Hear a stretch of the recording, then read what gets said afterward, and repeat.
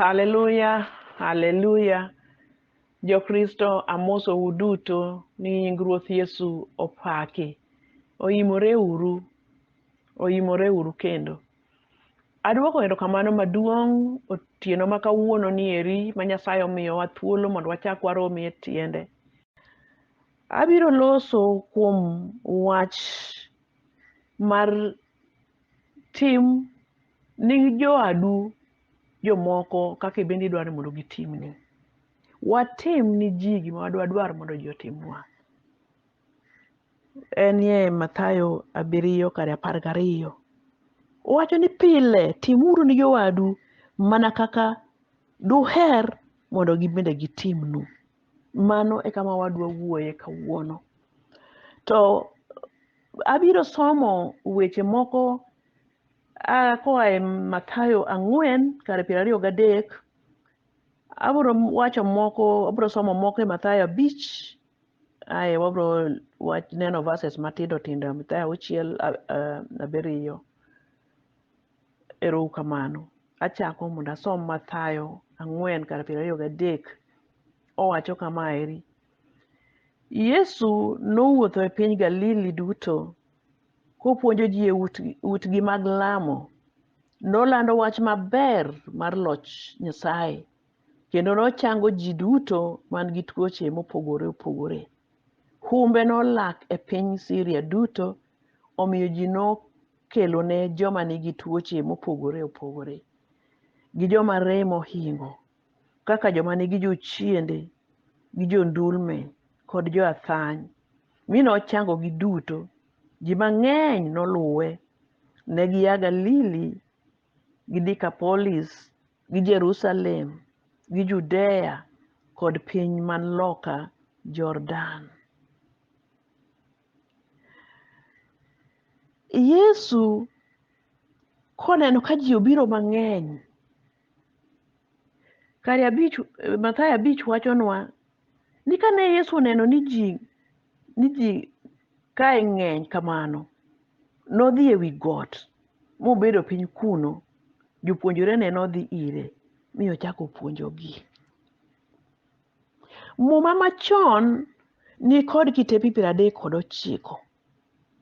To muma machon gi, Yesu wachonwa ang'ono kuom muma machon. Nikech Yesu ema nowach ni biro yelonwa tiend weche. Koro wadwa winjo ane to Yesu wuoyo kodwa e muma machon to owacho nang'o? Ang'o ma tiend weche mar chik to kod puonj mag jonabi nyiso? Kech mane ma muma machon losoe? Oloso kuom chik Musa to oloso kuom puonj mag jonabi. Koro Yesu elonwa nang'o tiend weche manika? Yesu kodhi ewi got kupuonjo, noelo tiend chike mag Musa gi puonj jonabi manondiki e muma machon. To wachonwa weche 2 moelonwa tiend chike mag Musa gi puonj mar jonabi. To kapok adhi mbele tadwa pare koras moro. En wer to an abiro mana wero koras no nikech nawinjo wendni to nok ang'eyo gima ne tiend wendni en. Nowero kama: Musa siemo kuome, jonabi siemo kuome, to ere ng'a modong' makosiemo mana kuom Yesu. To kata Yesu wuon kaneno lore piny, neno puonjo ji chik Nyasaye. Musa siemo kuome, jonabi siemo kuome, to ere ng'a modong' makosiemo mana kuom Yesu. Koro kasomo ka to nyisa ni muma machon ni, kitabe machon manie muma machon 39 ni, kuwuoyo to siemo mana kuom Yesu. Jopuonjre jonabi bende kapuonjo to siemo mana kuom Yesu. To koro Yesu koro biro puonjo ji wach maler. Opuonjo ji wach maber. Tiende nopuonjo gospel. Opuonjo wach Nyasaye. To en e wach. Dongu nyalo paro ka Johana 1:1 wachonwa ni e chakruok ne nitie wach. Koro wach ni ne en Yesu. Koro Yesu wuon obiro mondo oelnwa tiend wechegi mondo koro wawinj tiend wechegi maber. Omiyo kwa somo kwa dhi mbele. Wadwa winjo to Yesu oelo nwa weche gi ni ginang'o. Tiend chik mar Musa gi puonj mar jonabi nyiso nang'o. Koro wacho nwa weche ariyo moelo nwa tiend chike mag Musa to kod puonj mar jonabi.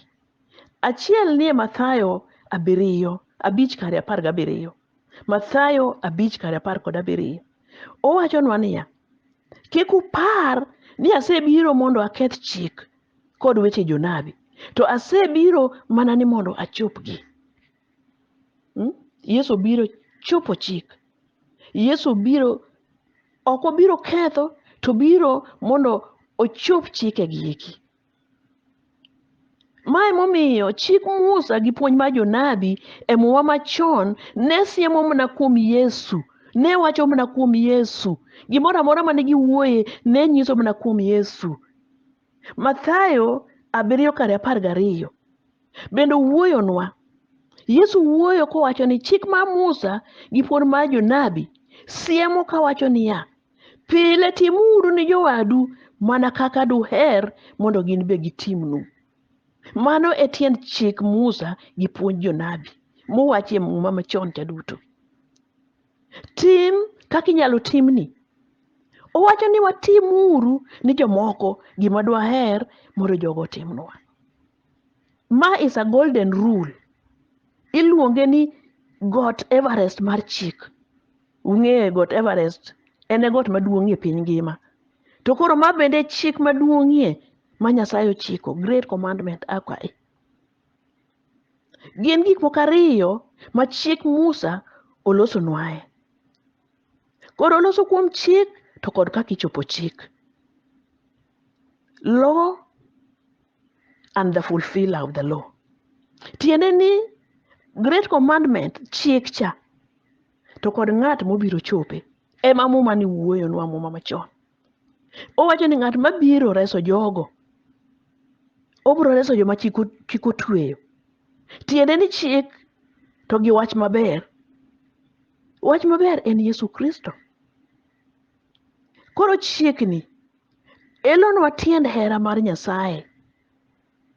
Yesu kawuoyo ok noloso mana kuom luwo chik kende, to oelonwa purity mar hera mar Nyasaye, ler mar hera mar Nyasaye, holiness mar hera mar Nyasaye. Nyasaye oherowa gi hera ma is holy, and hera ne is not conditional. Kata in jamer oheri, kata in jachode oheri, kata in jakuo oheri. Nyasaye oherowa gi chunye duto. Kata iber ma ino kiketh ni ji oheri, oherowa marom, ok opogo. Tiende ni Nyasaye timo gima dodwar mondo bende otimne. Temo dwaro ni wan bende mondo wabed kod hera machalo kama, mondo watim ni jowadwa gik madwaher mondo timnwa. Yesu oelonwa tiend wachni maber. To koseelonwa tiend hera mar Nyasaye, to kendo chako oelonwa bende ni dhano to ok nyal timo ma, nikech dhano chunye opong' gi tuoche mathoth. Chuny dhano bayo marach. Chuny dhano kethore. Chuny dhano ok dwar mar wadgi. Wadwaro mana mekwa kendwa. Nyasaye nyisowa hera. Onyisowa hera ni kochiwo ngimane ni wan. Mae momiyo chikni owuoyonwa kuom wuotho e hera ni eri ma Nyasaye onyisowa, hera maber maonge mbala. Owacho ni kawatimo ni ji gima dwaher ni ji otimnwa, ni to koro wan osiepene. Mano gima Nyasaye dwa ni mondo watim. Johana 15:12. Yesu wuoyo konyiso jopuonjrene ni mondo giherre ng'ato kod owadgi mana kaka en oseherogi. Yesu oseherowa, onyisowa herane koweyo ngimane nikech wan kodhi e msalaba, mana ni mondo wayud resruok, kik wadhi watho, wabi wacham kode ngima. En ne ok otimo richo, ngimane ni e lwete kendo gik moko duto ni e lwete. To biro oweyo ngimane okethore nikech in kod an. Owacho ni ka waherore ng'ato kod owadwa, kod owadgi, ni ka watimo kamano, to koro wan wabedo gi hera gi ji duto. To kendo ji duto bende biro ng'eyo nang'ono ni wan jolup Yesu. Tadiera kung'iyo gik matimore e kinde masani, ng'eyo ja Kristo tek seche ma watimo giwa. Watimo ka gima pod wan jopiny. Wawuoyo ka jopiny. Wadhawo ka jopiny. Wayanyore ka jopiny. Sama wan e kanisa to wan holier than thou. Ng'ama oneno ka chiko e kanisa ma koro alamo Nyasaye, ago chonga piny alamo Nyasaye, to paro ni mama ni osechopo e polo. To ka wuok kanyo, gima dwa dhi timo ni ng'ama okoso na oko kachacha. Kinena to iwe aweya kanisa dok yahudi wacho ni kama ne kanisa to bedi. Yesu ka wuoyo ko wuoni joma pok oluwe, owuoyo ni jopuonjre ne moseluwe, mose yie ni en Yesu Kristo en mobiro waro piny. Emomiyo wan bende, wan wasefulo yie, wan ema wach ni iwachonwa. Nikech Yesu ong'eyo ni although waluongo nyinge no ahere, to chunywa pod opong' gi tuochego kendo gangre gik mapek. Akia ni in itimo kaka diher mondo timni. Anta ayudo ka rem. Nitie gik ma samoro atimo ma an ka ng'ato timona to abiro neno ni otimona marach. Gima gombo ni mondo timna ok asebedo ka timo ni jomoko.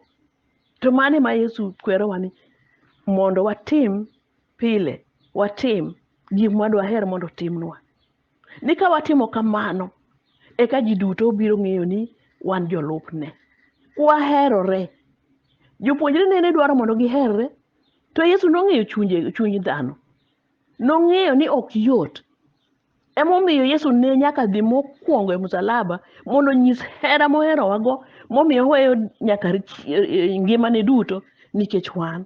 Mondo koro kwaneno mano to bende seche ma koro wahero dhano wadwa kaka waherore kendwa, to kwatimo ni dhano wadwa gima watimone, watimo gima kata en kotimo ma odwa gomb mondo wan bende otimnwa. Yesu notimonwa maeri moherowa mokwongo. Nyasaye oherowa ahinya mogolo wuode Yesu mondo odhi otho nikech wan. Oherowa kapod wan joricho. Emomiyo wan bende kowacho ni watim ni ji gima dwaher mondo gitimnwa, ok odwa ni warit mondo ka ng'ato timona maber eka adog atim ni ng'ano maber. Odwaro ni atim maber ma kata ng'ato kotimona maber to an asika katimo maber. Akia kaka in ichalo. Anta asenyiso kora seche moko gik matimo gin gik ma kan kotimna to ok diberna. Koro kwatimo maber ne jowadwa, wanyiso godo hera mar Nyasaye. To ka ok watim maber kaka dwaher mondo timnwa, to wanyiso ni ok wageno kuom ng'wono ma Nyasaye ong'wononwa. Ok wageno kuom ng'wono ma Nyasaye omiyowa. Nyasaye dwa ni watim ma ok wadewo ni ng'ani biro timonwa nang'o. Gima ok dwaher mondo otimnwa, wabe kik watim ni jomoko kamano. Sama ok diher mondo ng'ato kwal giki, ibende kik ikwale gir ng'ato. Sama ok diher mondo ng'ato yanyi, ibende kik iyany ng'at cha. Koro waluwo chikni. Kwa wadwa luwo chikni, to gima chuno ni wan nyaka wadag gi ng'wono gi ji duto. Nyaka wadag gi ng'wono gi ji duto ma ok wadewo gima gitimonwa. To onyalo bedo kayiem. Ka wan malaika sama wago chongwa piny, walemo gi pi wang', wadhum gi dhok, ma yore ma kata ji ok ng'e. To kwa akanyo adier, to lelo cha oduogo. Miriambo cha oduogo. Tiende ni watimo timbe ma ok mag ng'wono ni jowadwa. Iyudo ka ng'ato lemo malit adier. To sama owuok e kanisa kata kama olame cha, to kiwinjo gima owacho maa e dhoge, to ok digombi. Koro Nyasaye wacho ni wanyalo mana timo ma. Yesu wacho ni wanyalo mana timo ma kwa kuongo wahero Nyasachwa gi chunywa duto, gi pachwa duto, gi wechewa duto. Kwa hero Nyasaye to yotnwa mondo koro wabende waher jowadwa nikech koro wan gi roho mar Nyasaye. Roho chama biro miyowa teko mar hero jowadwa, mar timo ni jowadwa gima dwaher mondo gitimnwa. Koro ma e wach ma an go kawuono. Samoro in kata gi jotich, to yo mwadwa tiyo kod jotij gi eki, walem adier kendo wahero Nyasaye. Yesu paki, tukutendere sadada. To jotich matiyonwa gi, ok wadwa kata mondo wachulgi msara ma gitiyoni. Wasiko wang'ado pesa gi. bedo kwa migi sache mondo winjore kaka onego migi. Samoro watuono gi nyaka chiemo to giriyo the whole day ka gitiyo. Magi gik Nyasaye wacho ni dwa tim gima dwahero mondo timno. Ok daher mondo ari kech to an awero ng'ato riyo kech to tiyo. Koro magi e weche ma an go kawuono. Waneno ni wachul richo kuom richo. Nyasaye to wacho ni oyo tim maber, chul richo gi ber. Chul richo gi ber. Timuru ni jomoko kaka duher mondo gin bende gitim ang'o, gitimnu. Kamano eka Nyasaye mor kodwa. To owacho ni ok ni warit mondo ng'ato konywa kore kwa biwa konye. Ndalo mang'eny wakonyo osiepewa, wakonyo jowetewa, joma nie family. Samoro wanyalo konyo ng'ato nikech yot nwa konyo en gimoro matin. To samoro wakonyo mana nikech wang'e ni ng'ato bende biro timo na kamano chieng' moro. To Nyasaye to dwani mondo watim gima iluongo ni sacrifice. Wa sacrifice, watuonre. Koro chiegni gima duong' monego watim, ok onego watim, warit mondo timnwa eka watim. To kama waneno ka nitie rem moro, wachopie mondo watim atima kaka onego bedi noero. Ok en gima yot jokristo, ok en gima yot ni wan. To Yesu wacho ni gin johawi. King'iyo Mathayo 5:6 wacho ni joma kech gi riyo mar dwaro tim makare oloyo gin johawi nikech gin yud gima gidwaro. Emomiyo seche ma riyo ohingowa wamanyo kuma Yesu nitie. To kwaseyudo Yesu ni to koro Yesu miyo watimo gima kare. Tae koro wan bedo johawi nikech kiny wanayud gima wadwaro. Owacho ni sama wang'uon to wabedo johawi nikech ang'o? Ng'uono gi eki wan bende ibiro ng'uononwa. Owacho bende kare 10 ni joma isando nikech tim makare gin johawi nikech gweth mar loch polo en margi. Koro jokristo owacho ni un johawi ka ji yanyou, wewe gi yanyu, wewe gi sandu, ka giwacho weche mag miriambo, ka giwacho weche maricho kuomu mana nikech in jakristo. Yesu wacho ni wawe mondo gitim kamano. Ni gik makamagi katimorenwa to wabed mana jogo mamor, wabed mamor ahinya nikech pok maduong' okanwa e polo malo. Owacho bende ni mar kamano bende kaka ne gisando jonabi manokwongo. Koro jokristo, mae wach man go kawuono. Ruoth ogwedhu gi magi. Kwe mar piny ma Yesu omiyo, kwe mar Yesu mondo koro wadhi godo, kwe ma piny ok nyal miyowa. E nying Wuoro gi Wuowi kod Roho Maler. Amina.